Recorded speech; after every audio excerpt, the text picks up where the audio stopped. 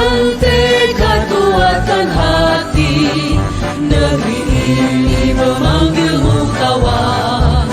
Belajar bergerak berbagi untuk negeri, guru penggerak majukan pendidikan.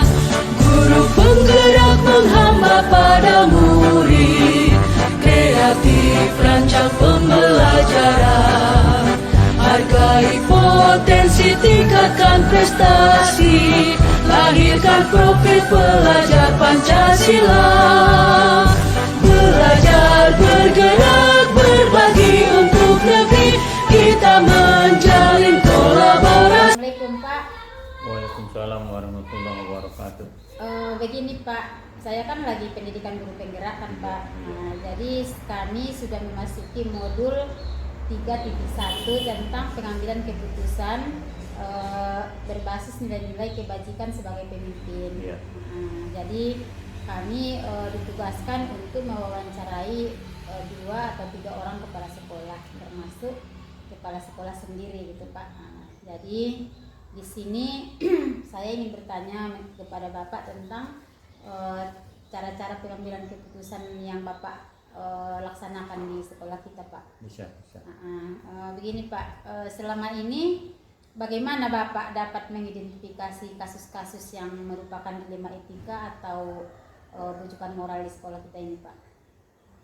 Kalau mengidentifikasi kasus, khususnya kasus dilema, identifikasi tidak terlalu banyak. Yang penting kita mengidentifikasi itu sesuai dengan permasalahan pokok atau permasalahan prioritas yang harus kita selesaikan. Itu yang pertama sekali. Jadi selama ini bagaimana Bapak menjalankan pengambilan keputusan di sekolah ini? Terutama misalnya untuk kasus-kasus di mana ada 2 kepentingan yang sama-sama benar atau sama-sama mengandung nilai kebajikan Pak? Keputusan kita ambil karena dia sama-sama benar, kemudian kita tidak merugikan satu sisi atau pihak lain. Artinya begini, kita tetap merujuk kepada tata tertib sekolah, kemudian tidak melanggar keyakinan-keyakinan yang sudah kita tetapkan bersama. Artinya kita ambil keputusan itu tidak merugikan orang lain dan tidak mengangkat orang lain, tetapi harus berdasarkan prosedur operasional sekolah yang sudah kita tentukan. Terus langkah-langkah atau prosedur seperti apa yang Bapak lakukan selama ini? Prosedur yang kita lakukan, pertama supaya kita tidak salah langkah mengambil suatu keputusan itu, pertama kita bawa dulu permasalahan itu sesuai dengan permasalahan yang tepat. Artinya kita bawa ke forum musyawarah guru, kemudian forum musyawarah guru ini nanti kita akan dapat suatu keputusan. Kemudian keputusan ini kita coba untuk memberikan kepada guru BP. Kemudian guru BP akan menyelesaikan permasalahan itu dulu. Setelah dari guru BP, kita nanti atau saya sebagai kepala sekolah, pimpinan sekolah ini, saya akan mengambil kebijakan atau keputusan sesuai dengan hasil musyawarah dan hasil dari keputusan yang sudah diambil oleh guru BP. Terus hal-hal apa saja yang selama ini Bapak anggap efektif dalam pengambilan keputusan yang berupa kasus yang berupa dilema gitu Pak? Maksudnya itu mengidentifikasi permasalahan, mengambil nilai-nilai yang artinya itu yang tidak bertentangan. Yang tidak bertentangan ini seperti yang saya sampaikan tadi, siapa-siapa yang terlibat di dalamnya. Kemudian setelah kita mengetahui siapa-siapa yang terlibat di dalamnya, kemudian kita mengambil data-data yang tepat, kemudian langkah-langkah yang tepat untuk mengambil keputusan itu sesuai dengan fakta-fakta yang ada. Terus apa saja yang selama ini Bapak anggap sebagai tantangan di dalam mengambil keputusan dalam kasus yang berupa dilema Pak? tantangannya gitu Pak? Oh, tantangan pertama adalah mengenai hati nurani saya sendiri. Kemudian moral kita, karena semuanya adalah Jadi berperang dengan diri sendiri. iya, iya itu dia. Dari segi sosialnya, karena anak-anak kita ini kan berbagai latar belakang yang hadir di sini. Oleh karena itu kita mengambil keputusan ini tidak bisa gegabah, artinya jangan sampai menimbulkan permasalahan baru. Dengan demikian kita harus berhati-hati, mempertimbangkan dengan hati nurani kita, sehingga keputusan itu tidak akan salah. Demikian kira-kira apa. Terus apakah Bapak punya tata kala atau jadwal tertentu di dalam penyelesaian kasus dilema etika ini Pak?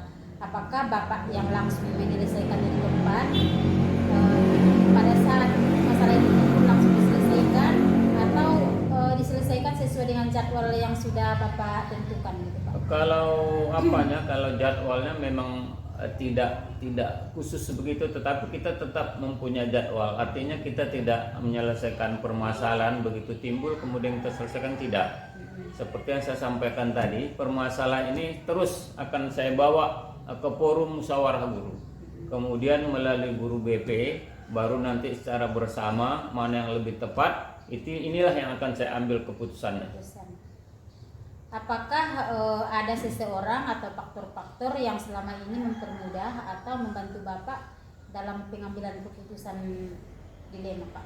Yang membantu atau yang bagaimana tadi faktor-faktor yang mendukung kita? Pertama, Ibu wali kelas atau Bapak wali kelas, kemudian musyawarah majelis atau dewan guru, kemudian Bapak Ibu guru BP. Hasil inilah nanti yang akan kita ambil untuk sebagai keputusan yang tepat.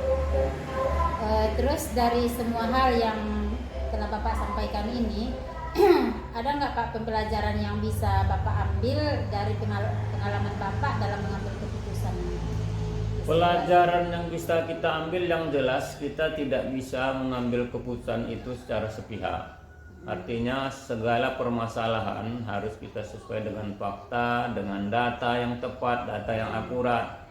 Kemudian dari sinilah kita belajar untuk mengambil keputusan itu harus kita musyawarahkan terlebih dahulu. Sehingga dengan musyawarah ini, dengan data, dengan fakta, sehingga keputusan itu tidak akan keluar dari permasalahan yang akan kita putuskan. Inilah pelajaran yang mungkin bisa kita ambil dari hal-hal untuk mengambil suatu keputusan. Demikian Ibu.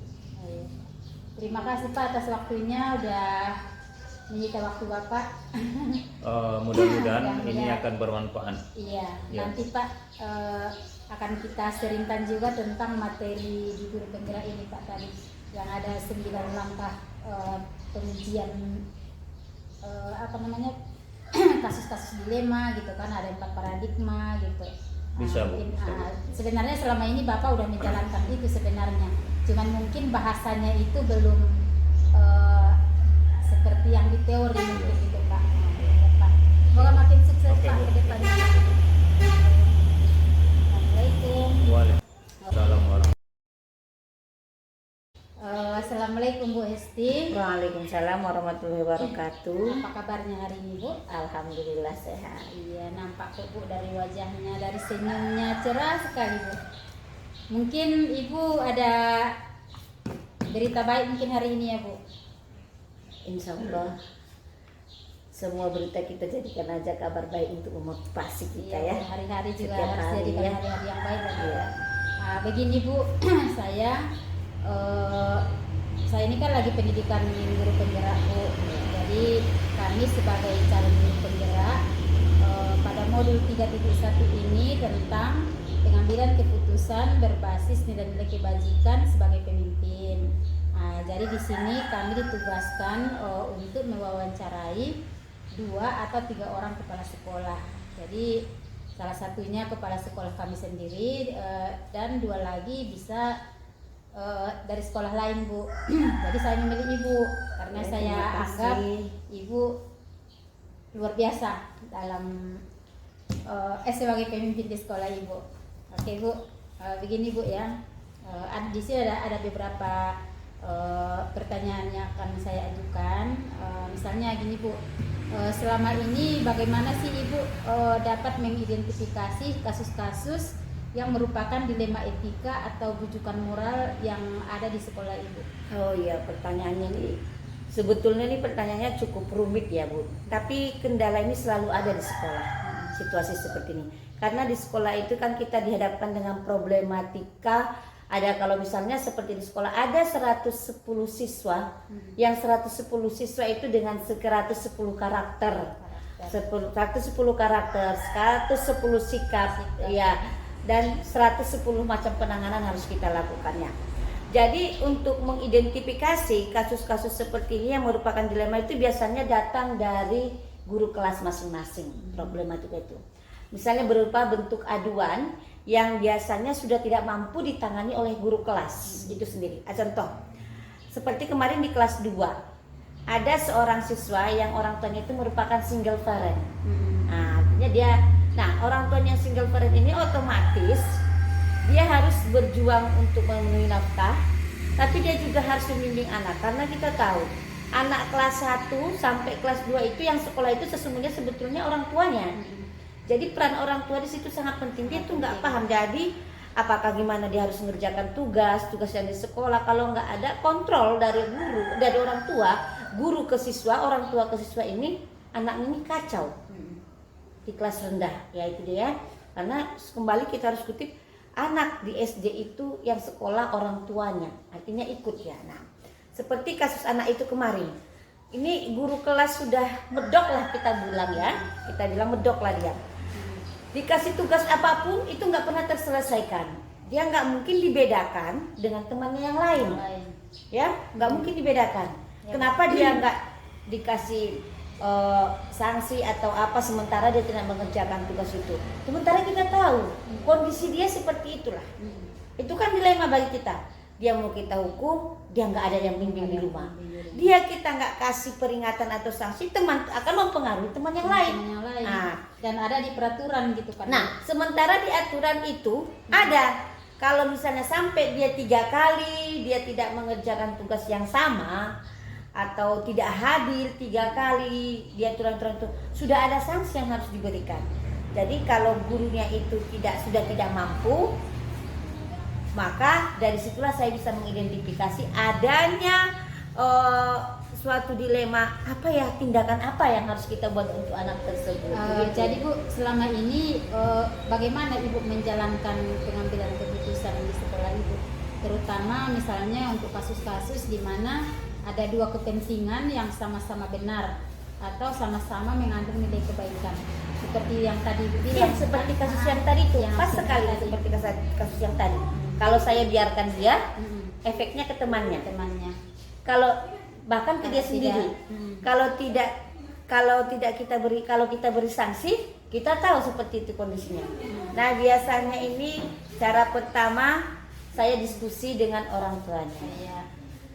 Oh iya, jadi langkah-langkah ini kan ada langkah-langkahnya Bu. Jadi langkah-langkah atau prosedur seperti apa yang Ibu lakukan selama ini? Yang pertama saya jejaki problem itu kenapa terjadi. Yang pertama, ternyata kita udah dapat itu.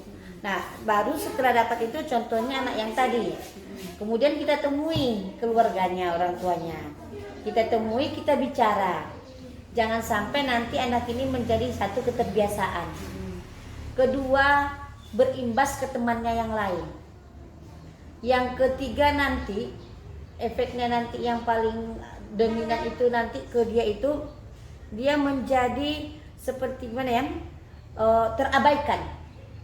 Jadi itulah langkah yang akan jadi kalau sudah bicara dengan keluarganya, biasanya kita akan temukan solusi. Seperti misalnya dia akan mencari pendampingan yang lain selain dia, misalnya saudaranya, keluarganya, seperti itu yang kita lakukan. Hal-hal apa saja yang selama ini Ibu anggap efektif dalam pengambilan keputusan pada kasus-kasus tersebut? Yang paling efektif Cara itu yang paling efektif. musyawarah. Musyawarah. Iya, musyawarah. Mungkin antara orang tua. Bisa dia dengan kadang gini Bu, bukan hanya dengan siswa dengan gurunya, guru dengan orang tua, atau kita dengan ketemu semua, gurunya, siswanya, Siswanya, orang orang tuanya. tuanya. Jadi semuanya itu Bu, yang paling efektif itu kita bicarakan. Iya, ya. Jangan ambil tindakan yang nanti malah akan berefek lebih luas. Ya, pokoknya dengan musyawarah ya. Iya, Bu, dengan musyawarah. Terus hal-hal apa saja yang selama ini merupakan tantangan dalam pengambilan keputusan dari kasus-kasus yang dilematis itu, Bu? Yang paling berat itu tantangannya itu rasa kasihan. Kemudian rasa kekeluargaan, ya. Ada nanti Rasa tidak enak hati lah. rasa tidak nyaman itu yang Iya, paling tidak itu nyaman. yang paling berat nanti. Kalau dikasih kasihan, ya kan? Apalagi rasa segan. Nah, itu yang paling berat Bu. Ketika kita mengambil tindakan keputusan itu, itulah perasaan yang harus betul-betul kita pertimbangkan. Pertimbangkan ya. Iya. Kemudian apakah Ibu memiliki sebuah tata kala atau misalnya jadwal tertentu dalam menangani masalah-masalah yang muncul di sekolah, Bu? Kemudian apakah juga Ya. Ibu punya apakah Ibu langsung menyelesaikannya di tempat atau misalnya seperti tadi ada jadwalnya, Iya. misalnya pada tiap hari Senin gitu misalnya. Kalau jadwal Bu tidak kita tetapkan, tapi kita kan ada di sekolah kebetulan ada guru BP. Oh iya, Nah, BK ya, BK. Iya, ada guru BK ya kan. Nah, kebetulan sekolah ada guru BK. Jadi sebetulnya ini tidak terjadwal, cuman setiap hari Senin selesai upacara, sebelum guru itu masuk ke kelas, saya aja dulu ke kantor, Di briefing dulu. ditanyakan, ya di briefing lah kalau istilahnya briefing ya. Tapi saya suruh tanya masalah seminggu yang lalu. Direfleksi ya. Minggu yang lalu ada persoalan apa begitu ya kan? Itulah yang saya buat pagi, baru saya terima aduan-aduan itu. Kalau misalnya Berarti secara tidak langsung sebenarnya ada jadwalnya, cuman dia Tapi tidak mungkin secara umum gitu Iya, ya. secara umum dia bukan hanya untuk Dilemet ya, Iya. tapi pengaduan secara khusus tidak ada kan? Cuman itu secara umum kendala di kelas masing-masing atau guru bidang studi masing-masing. Nanti ada kendala itu seminggu itu dari guru kelas, ada yang datang dari guru bidang studi, ada bahkan guru dari guru BP-nya sendiri. Nanti itu biasanya kalau masih bisa ditanya itu disampaikannya Senin, pasti saya panggil tuh ke kantor dulu gitu ya kan. Nanti mereka akan menyampaikan. Iya, iya. Ada yang bisa Bu saya selesaikan saat itu juga, saya bertindakan. Ada yang memang yang harus saya koordinasikan bahkan dengan pejabat yang lebih tinggi. Iya, iya. Kalau misalnya efeknya itu atau akibatnya itu mungkin mempengaruhi banyak orang ya, Bu ya. Iya, barulah nanti tidak saya putuskan sendiri, bisa saya juga sering dengan teman sejawat, Iya. bisa dengan guru itu sendiri, gini, Bu. bahkan dengan Iya, Yang lebih atau apakah ada seseorang atau faktor-faktor yang selama ini mempermudah Ibu atau membantu Ibu dalam pengambilan keputusan pada kasus-kasus di sekolah? kalau saya bilang ada ya jelas ada lah. Rekan guru itu di sekolah yang akan memberikan banyak pertimbangan. Kadang kan saya ini manusia biasa. Iya. Kadang saya bawa emosi. Emosi. Iya. Kadang terlalu kasihan ya. Bu? Kadang karena saya lebih tahu kondisinya, rasa kasihan saya lebih besar gitu ya kan. Jadi untuk menyeimbangkan itulah kadang-kadang saya diingatkan juga sama rekan-rekan guru itu. Mereka lah yang lebih banyak mensupport saya. Untuk kadang mengambil keputusan jangan dulu Bu difinalkan begitu ya kan. Bahkan kadang ada yang bersiap, saya telusuri dulu gitu ya kan, yang terjun langsung ke lapangan begitu. Jadi jujur yang paling mendominan saya kalau waktu itu adalah rekan di sekolah itu sendiri, guru-guru di situ sudah. Iya. Terus dari semua hal yang telah Ibu sampaikan tadi kan, pembelajaran apa saja yang bisa Ibu petik dari pengalaman Ibu dalam mengambil keputusan yang dilematis di sekolah? Pembelajaran yang pertama, ketika setiap problem datang, jangan cepat mengambil kesimpulan. Yang kedua, jangan cepat mendakwah terhadap satu kasus. Jadi harus dilihat dulu dari dari berbagai aspek, dari berbagai segi, dan jangan Bu dilihat dari kacamata pribadi. Iya. Jangan lihat dari kacamata pribadi. Kalau kemudian kacamata pribadi, bisa rusak semua. Iya. Jadi yang pertama itu kemudian posisikan kita bukan hanya sebagai kepala sekolah, bagaimana kalau kita adalah si siswa itu atau si orang tua. Orang tua. Ya, kemudian jadi itulah yang saya ambil, bisa memposisikan diri. Dalam setiap kebijakan cobalah kita berlaku seperti itu. Cobalah untuk memposisikan diri dalam menghadapi berbagai problema ya. Memang harus seperti itu Bu. Kalau kita nggak bisa memposisikan diri, Iya. wah bisa Iya, kacau di dunia. di dalam pendidikan guru penggerak ini pun Bu, memang ada 4 paradigma yang harus kita ikuti ya, supaya nanti keputusan yang kita ambil itu tepat gitu kan. Ada 4 paradigma, terus ada 3 prinsip, dan ada 9 langkah pengujian pengambilan keputusan itu Bu. Iya. Dan Ibu saya rasa secara tidak langsung memang langkah-langkah yang Ibu ambil selama ini sebenarnya sudah mencerminkan dari materi-materi itu Bu. Iya, jadi itu pengalaman mengajarkan kita banyak hal Bu Lili. Iya. Jadi saya ingatkan, mana tahu suatu saat nanti Bu bisa berjenjang kaji lebih tinggi. Sebab kepala sekolah itu kan pemegang tampuk keputusan kekuasaan, dan di sekolah itu wewenangnya cukup tinggi. Jadi berhati-hati, tapi bukan maksudnya berhati-hati itu berhati-hati maksudnya jangan sampai keputusan kita itu merugikan kita, orang lain, sekolah, apalagi orang banyak. apalagi masyarakat yang lebih banyak. Jadi kita pertama bisa memposisikan diri, lebih banyak kita sharing, gak usah kita merasa lebih daripada yang lain. Guru kita itu kadang ada yang diam Bu, ada yang diam, tapi banyak hal-hal yang bisa ia sampaikan. Jadi terbuka saja dengan mereka, biar nanti ada masukan-masukan. Kalau tidak Bu, kadang emosi kita sedang emosi atau kondisi di rumah juga sedang tidak stabil, tiba ada masalah, keputusan kita bla bla bla gitu aja, akhirnya semrawut semua. Jadi intinya harus tetap Iya. tenang gitu. Kita ya. tetap tenang, fokus. kemudian kita tetap tenang, tetap fokus, bisa memposisikan diri, mengambil keputusan kebijakan tidak hanya memandang dari satu sisi, dari satu harus segi. dari semua aspek. Iya, dari semua aspek kita ambil. Apalagi yang seperti tadi itu Bu, kasus-kasus seperti itu, kita mengerti siswa itu kan makhluk sosial ya Bu. Ya. Siswa itu makhluk sosial, kita harus paham betul. Apalagi anak SD itu luar biasa itu. Oke Bu, terima kasih atas Ya, Bu, waktunya. ada sama-sama. Saya sudah menyita waktu Ibu yang udah mau berangkat taksiyah ya. Iya. Iya, terima kasih atas waktunya. Semoga sukses ke depannya Iya Ibu. Bu, terima kasih. Oke. Assalamualaikum. Salam.